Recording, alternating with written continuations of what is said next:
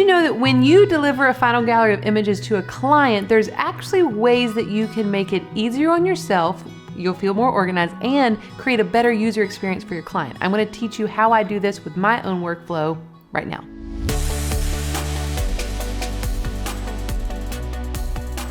Hey there, I'm Katelyn. Welcome to my YouTube channel. This is a place where we like to empower photographers to build both profitable and purposeful businesses while also letting you in the behind the scenes of our day-to-day life. So when you are a wedding photographer and portrait photographer, but for me, for a wedding photographer, we are in communication with our clients for a long time. And then the final gallery delivery, that experience of them opening up, seeing everything, that is like the final experience they kind of have with you. So I think there are some best practices that we could use in order to create a better experience for them and more organized experience for you. So first tip is to divide up these images that you're going to keep and edit and deliver in the final gallery. Make sure you divide them into subfolders. So I do this because I deliver a lot of images. I promise like 100 to 125 per hour that I'm shooting. And I deliver a lot more than that. And so when I deliver all these images, I want to make sure that I'm delivering them in a way that my client can easily find what they're looking for anytime they log into their gallery. I also think that when you divide up into subfolders, it serves you well as a photographer working through a workflow, which actually starts at the culling process. So I import my cards. I have all the images that I took at a wedding day. And instead of just culling through and selecting the ones that I want to keep and then taking that massive one folder and putting that into Lightroom, before I ever take anything into Lightroom, I put all the images that I'm going to keep into subfolders. So the subfolders serve as an organizational tool that allows me, one, to not be overwhelmed when I'm selecting which images I want to blog and edit myself.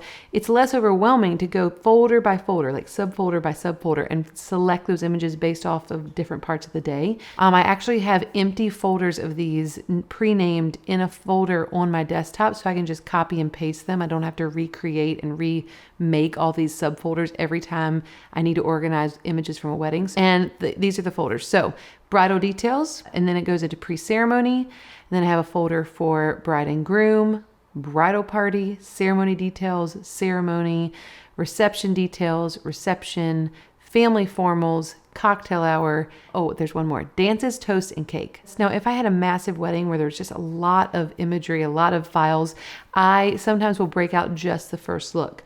Or I will sometimes break out cocktail hour detail shots. There would be another folder sometimes for specific group photos. Like say your couple just really had tons of group photos, like college shot, high school shot, like work friends for the bride, work friends for the groom, like if there are a ton of group shots, instead of just interspersing them throughout the reception whenever they took place, you could pull them out so it would be easy to access. So I try to think through, like, if I was a guest at a wedding with all my college friends and I wanted to find that CNU picture, what would make it an easy way to find it? Well, it'd be great if it was just a little folder. Even if it's only 12 images in that folder, it's an easy way to find them. So overall, it doesn't matter how many folders or which folders you choose to have. I think the most important thing is to not just dump all of your edited images into one folder and just make someone scroll through it in that way. I think you just want to make sure you're subdividing and making it easier for your clients to access certain photos from different parts of the day. So another thing that I do that has been a best practice that I've done for literally 13 years is that I always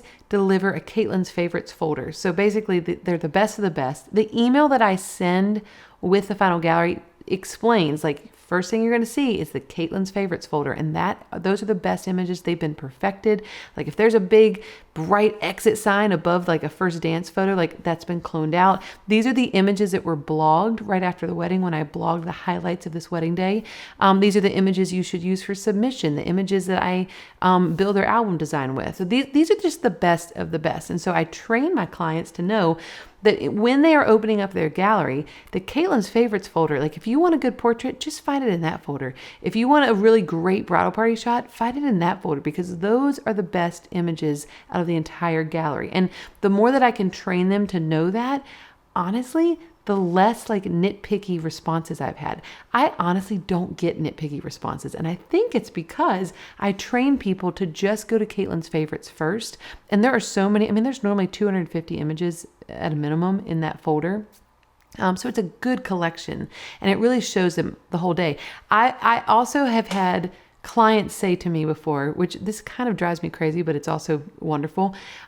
They've said to me before, oh, I thought Katelyn's favorites, like if that's all we had gotten, I'd be happy with that. And I'm like, are you serious? Like 250 images? But that's how well that folder represents the story of the day. It's just best pieces of everything, from bridal details to the exit shot to like our photo with our couple. Like it's all in that folder. So another benefit of the Katelyn's favorites folder is that when you open up this gallery, you're not seeing a bunch of bridesmaids with their hair half done and with like curlers on one side and like eating Chick-fil-A. Like those images, while there's nothing wrong with them, that is not what I want my clients to experience when they open up their final gallery from their photographer that they paid thousands of dollars for. I want it to look high-end, well curated, well designed. And so when they open up their gallery from me, they're going to see the Katelyn's favorites folder first. But then I take it one step further. My galleries open up kind of with this editorial experience. Now I have to create the editorial experience. Like I have to pull up like a tight vertical portrait, and then a ring shot, and then a really pretty bouquet shot, and then maybe a bridal party shot, and then maybe, a detailed shot of something else, like the invitation suite. I'm taking elements of the day that look really well curated, and I'm putting them together so that the first few swipes that my clients see are going to look really well organized, almost like they're flipping through a magazine. And so I enjoy doing this. I think it's fun to curate and take the best of the best and piece it together to create an experience. Some people, it might drive them crazy, but for me, I've found that it really creates a great first impression. So just a few little miscellaneous things, some ideas I used to do, things I still do, some just thoughts and ideas. Rename your image files. So some people just use like the file name, but they don't customize it at all. I recommend when we export our images, it's like Jonathan and Melanie wedding, and then the file name, the original file name. Just little things like that can keep you more organized, but also when the client's downloading the file, it just looks a little bit more personalized, I think. Another thing that I would recommend is selecting a great featured image. At least for us, I use CloudSpot for my gallery. I love them. Love them. I love the team behind them. I trust them. I love that they're constantly coming up with new features, which we could do a whole other video about all the features of CloudSpot, but it's been a great gallery company for us. And I recommend making sure that you have a great featured image. So in CloudSpot, I have a featured image that needs to look great on the computer, but also look great on like mobile, like a tablet or just on a phone. And it allows you to preview that in CloudSpot. So I want to make sure I check that. Another thing to think about is if you can customize the URL for your client, and instead of it being like some automated like code, if you can make it, KatelynJames.cloudspot/JonathanandMelanie.com or whatever. That's I think more professional, and maybe a cool thing to do for your client. Something else to think about is expiration dates. So I give my clients like over a year. I tell them, that they need to download and make sure they have their own copy backed up somewhere. But really, like, their gallery is available as long as I am a paying customer of CloudSpot. They're always going to have access to their gallery, but we do put a time limit on how they can access their galleries, because I want them to be able to see or feel an urgency to download their images, so it's not all on me to keep them safe. But really, they could probably, I could extend that and open it back up for them whenever they need it. So these are all just little things to consider. This is the end of their experience with you. This is the final thing you're sending out. And I could make a whole other episode about just the workflow, the timeline of all of this. But I think the most important thing for this video is to walk away knowing that there are ways, if you've never tried this, there are ways to organize and set up the way that your gallery is formatted in order for your clients to have a great experience and for you to feel like, oh, I know exactly where these images are. Last but not least, I will say this. This is just a little bonus. I go through every single wedding that I have shot, and I download the images that just make me come alive, that make me feel like, oh, I killed it with this shot. I take those portfolio shots and I download them, and I actually upload them to a gallery that it's ongoing called my portfolio gallery. So I have a literal gallery in CloudSpot that has all my portfolio images by year from like the last 9 years, maybe even 10 years now.